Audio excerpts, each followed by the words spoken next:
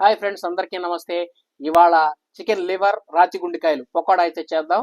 నాది పోయింది ఏర్పడికి, బాయ్కి చెప్పాను సలాం అలైకుం, బాయ్ తిరిగి చెప్పాడు వాలేకుం సలాం. ఇవాళ రాతి గుండెకాయల పకోడా మనం ఎలా చేయాలో చూసేద్దాం. బాయ్ ఇవాళ నాకు కాళ్ళు కూడా ఇచ్చాడు, సో కాళ్ళు కూడా ఇందులో కలుపుతున్నాను. ఇది ½ కిలో అండి. సాల్ట్ ½ టేబుల్ స్పూన్ వేస్తున్నాను. సాల్ట్ రుచికి సరిపడా వేసుకోండి.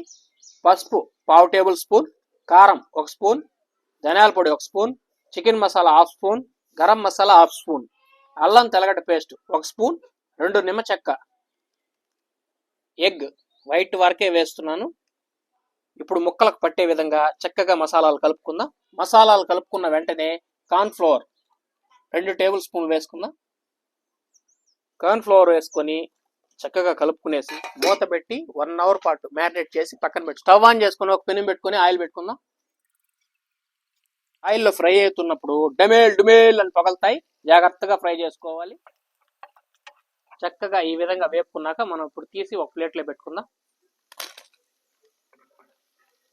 ఇప్పుడు మనము కోడికాళ్ళు వేపుకుందాం. కోడికాళ్ళు వేపుకునేటప్పుడు చాలా జాగ్రత్తగా ఉండాలి ఫ్రెండ్స్. ఇవి డమేల్ అని బాంబుల్లాగా పగలుతాయి.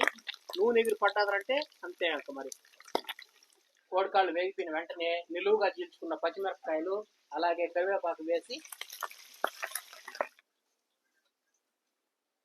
లైట్ గా చాట్ మసాలా వేసుకుందాం.